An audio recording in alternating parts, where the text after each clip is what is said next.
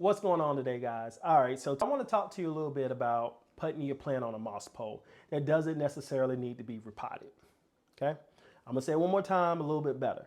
I'm gonna talk to you today about putting a plant on a moss pole that doesn't necessarily need to be repotted. When it comes time for you to add a moss pole to a plant that doesn't need to be repotted, but you have no room to put it inside the pot, there's a couple of steps that I would encourage you to follow. Number one, take a look at your pot and see what's the next size. If you're gonna put this plant on a moss pole and you know you don't have enough room to put it inside of here, that means you're gonna have to get a pot to be able to place the moss pole in so it can grow, right? So if that's what you're gonna be doing, you don't need a pot to be 2 or 3 times big, because do you know what's gonna happen? You're gonna put soil in there. Now you have this plant right here that's comfortable in this pot right here that could possibly be just making it in here because they could have just repotted this plant and we don't even know. And then we turn around and give it a pot that's, we'll use this for example, that's just size. This pot in here just because you're trying to put it on a moss pole. No, no, no, no. This pot size right here will be applicable to it, okay? I believe I'm using that word right. Yeah, this pot right here, this plant right here will be perfect for this pot right here, considering what kind of moss pole you're using. Now, let me help you out with that. All right, you know I love to bring my baby out anytime I can. This right here is a philodendron green goddess, and that she is. All right. It's a big difference between this moss pole and this moss pole. This moss pole is going inside the soil all the way down to the bottom of that pot. You see the difference between this moss pole and this moss pole? This moss pole is going all the way into the pot, which means it's taking up some space, which is the reason why I went up a pot size, right? What happens if this can go into your pot? Let me show you. Here we have our plant, our philodendron majestic. Here we have a moss pole, standard. You just get it off of Amazon. Now, what if I'm able to do this?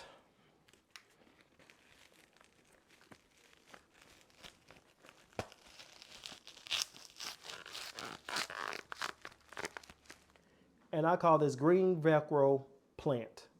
Type that in Amazon, this will pop up for you.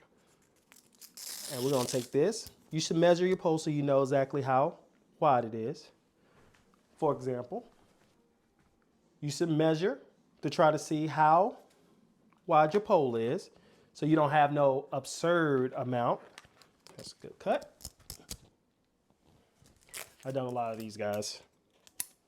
Cut. Next, let's go ahead and remove these. We appreciate them for their time, but they're not gonna do no good for us now. See right here?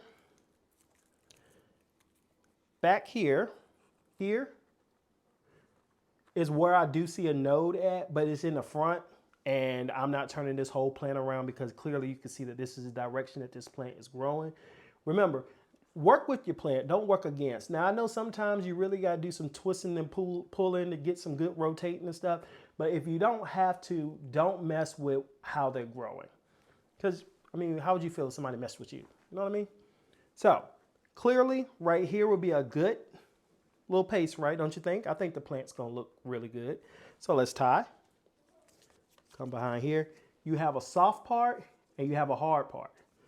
So make sure you put the soft part against the plant, okay?